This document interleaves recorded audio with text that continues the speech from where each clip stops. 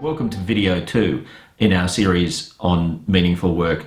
Video 1 was about meaning in life and meaning in work, but this video is going to be about meaningful work and work engagement, and then we'll go on to the characteristics of people who find work meaningful. We're going to show you some really interesting data about which types of people find work more meaningful across different sectors and salary levels and those sorts of things. And finally, we're going to wrap up in video 5 about how to make work more meaningful. But first, let me tell you a little bit about a thing called work engagement. Firstly, a definition of work engagement. It has 3 characteristics. The first is that people are highly engaged in their work when they're energetic at work. They bring a sense of energy, a sense of drive to their work. Secondly, they're engaged in their work when they're committed, dedicated to their work. They believe the work is important and they're enthusiastic about their work. And the third characteristic is where they have a sense of what's called flow at work.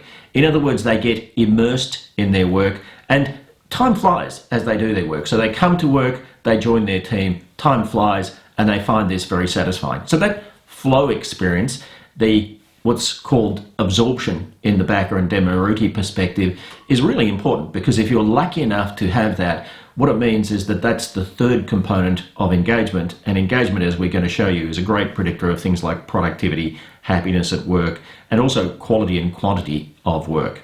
So this is a thing called the job demands and resources model of engagement. And just to explain the components here, what we're saying is that people will tend to have high levels of engagement at their work when they have the personal resources that are necessary. Now, what do we mean by personal resources?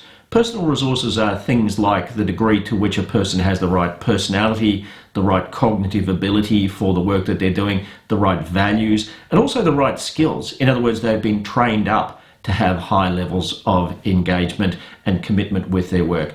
People, when they don't know how to do their work, they are vastly less engaged. And one of the things that you have to be careful of in change management is that as you change the requirements of a job, you may well leave the employees behind in terms of the levels of confidence that they have. When that happens, their levels of engagement are going to decline. So, personal resources are the things that the person brings with them into the workplace, but it's also what we build into them by coaching and guidance and development. Then we have job resources, and job resources are not so much things like equipment, but that will have a slight effect. But what they are is that they're really what we would call the psychosocial resources that people have at work. The job that they do, the leader that they report to, their colleagues, and the organisation that they belong to. Those 4 things are typically job resources. But it's also things like the way that they're led. So if I have role clarity, that's a job resource. If I have good, clear supervision and I'm being developed at work, that's a job resource. And the reason we call them resources is because they tend to increase people's levels of work engagement. They're resources that cause work engagement. Then there's job demands, and this is what you might call stress, and it comes in 2 forms.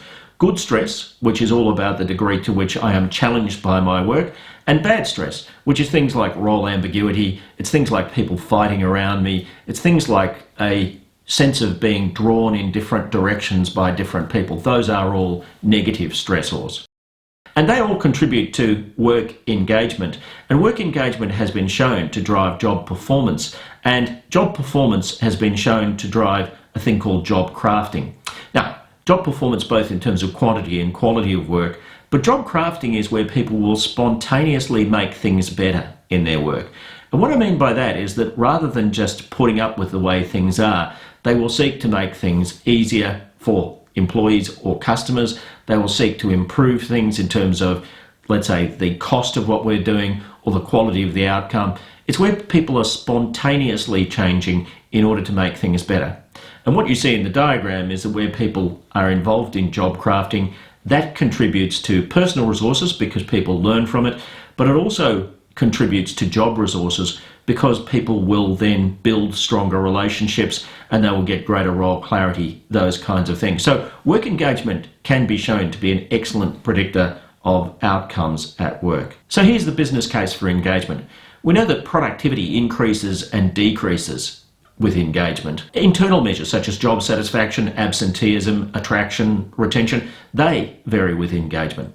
It's also a good predictor of external things like client satisfaction, stakeholder satisfaction. They vary with engagement, and 50 to 60% causation, which is to say, if you are looked after by a highly engaged employee, you are 50 to 60% more likely to be happy with your interaction with that company if the person is highly engaged. So it's a big driver of customer satisfaction. It's also a big driver of sales volume. Highly engaged sales teams tend to sell much more than disengaged sales teams. We also know that OH&S is affected by engagement. So safer workplaces tend to be more highly engaged workplaces. Profit varies with engagement, and this is one of the reasons why around the world commercial organisations are into engagement, not just for entirely philanthropic reasons, but also for commercial reasons. Profit tends to be higher, and certainly revenue growth tends to be higher when a workforce is well engaged. So it turns out to be an excellent predictor of outcomes at work. Now, one of the things that we know is that meaningfulness in work has an important characteristic in driving positive work outcomes. So those positive work outcomes could be things like profit, revenue, customer satisfaction. If you're in the care sector, quality of care, all of those things can be driven by job resources, and the job resources are the things that I mentioned before: the job characteristics, the team characteristics, the leader characteristics, the organisation characteristics. But we know that meaningfulness, as part of a trio of meaningfulness, responsibility and gaining feedback, those can cause the job resources to be more effective in driving positive work outcomes. So if you have highly meaningful work, the job resources that you have at your disposal are much more likely to cause positive work outcomes. So that's an important thing to understand. I want to talk a little bit about what causes well-being at work. I'm sometimes quoted for saying corporate culture is almost a myth. It's almost a myth because, in fact, the biggest variation in culture is not between organisation and organisation, is between teams within the one organisation. So culture, in a sense, is local. And here's a diagram that explains this. Employees live in four worlds. A gentleman by the name of Mark Griffin first coined this idea going back a couple of decades ago. They live in the world of the job, the team, the leader, and the organisation. Cotton and Hart were able to demonstrate in 2011 that about 80% of people's well-being comes from their immediate job, team, and leader. And you see on this side proximal versus distal. Proximal is things that are close to me. Distal is things that are far away from me. I mean, let's be honest. For most people, the organisation is a concept. It's a philosophical thing. What they really think about and what affects them on a day-to-day basis is the team that they belong to, the colleagues that they work with, the job that they do. Those three things account for 80% of well-being.